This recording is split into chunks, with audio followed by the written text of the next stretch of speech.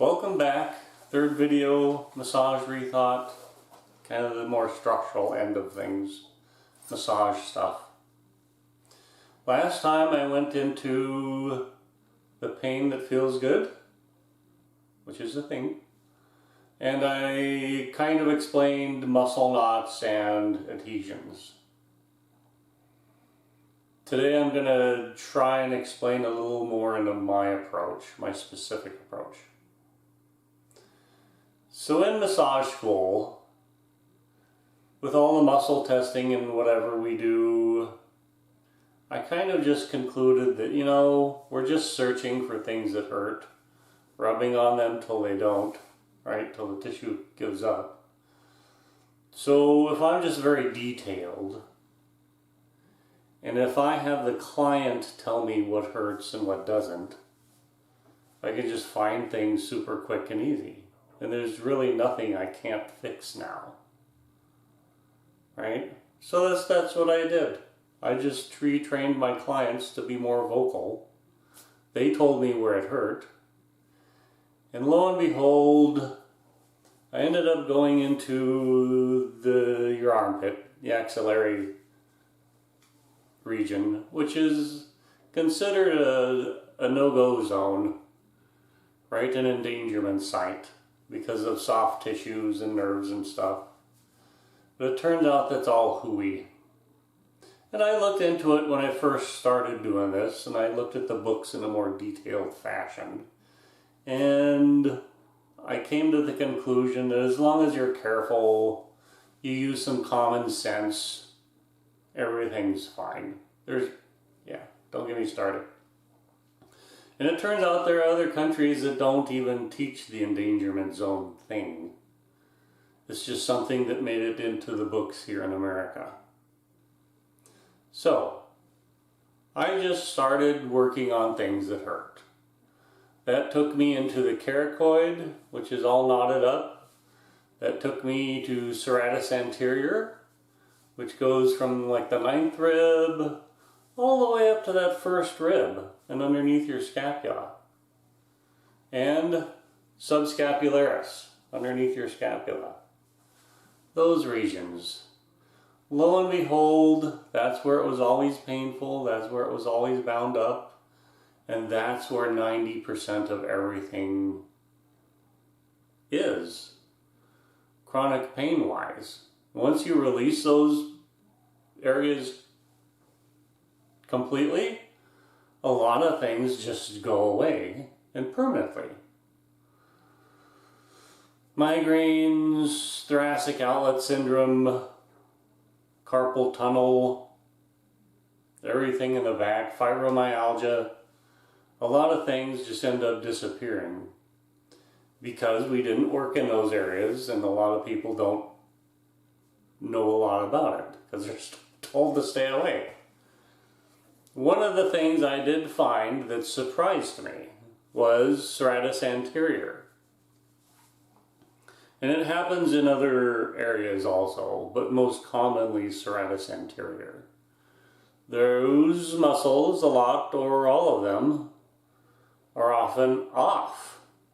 And your brain doesn't know that they're there because you haven't moved them in so long. You may kind of wiggle your shoulder, but you're not incorporating those muscles. You're moving everything around it. Those muscles will be like glued to the rib cage with adhesions. They'll feel like a little piece of bacon. And if you poke them, give them a little motion, they'll wake up. And you feel them plump up with fluids. So they go from like bacon to sausage. Plump up. That's when it burns like heck. Ooh. Because circulation is rushing in where it has not been before. All the nerve endings are starting to fire. So it burns and it hurts like heck for a while. But if you just stay there, provide some motion, be persistent at it, that hurt that feels good comes in, right? You feel things release, and all the tension starts to go off your scapula and shoulder. And there's a huge postural change when you get all of these fixed. One, they stop pulling on your rib cage, right? So you can breathe 10 times better. Shoulders are often rolled forward and down. Once serratus is cleared, they just come back into place. And now all the tension is off your back. Lower neck stuff. It stops pulling on the back of your head. Right? Huge correction for your whole spine, for that matter. Ooh, feels freaking incredible. And you know, it gets gummed up because of, I think, the way you were treated as a child, like swaddled in a blanket. You see this a lot. What I call like Charlie Brown syndrome. If you had a depressed childhood, your shoulders end up run down. That's all compressed tissue. Ugh. Things like that. Sleeping on your shoulder consistently. You see a lot of shoulders, just one of them is scrunched in. That's all adhesions in those muscles that are asleep and need poked and woken up. Once you do that, miracles happen. And permanently. Now just a little range of motion, they stay loose.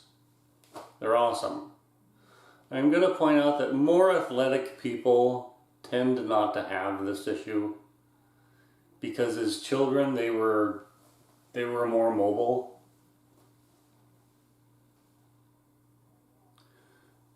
And it tended not to gum up in there. If you weren't depressed, if you didn't break. I know someone who just broke their arm when they were little. Their arm was in a sling for 6 months. And when they weren't, their shoulders stayed forward in that kind of sling position. Took a while to get it loosened up, but I did. And now everything's awesome. So anyway, next video I'll go into more specifics about migraines, fibromyalgia, carpal tunnel. A cool thing that happened was that as things just fell apart, I worked backwards through the book. And I looked at things and found out, oh, why did that fall apart? Why does that affect migraines? So anyway, it was pretty cool. We'll start going into details next video. Thank you.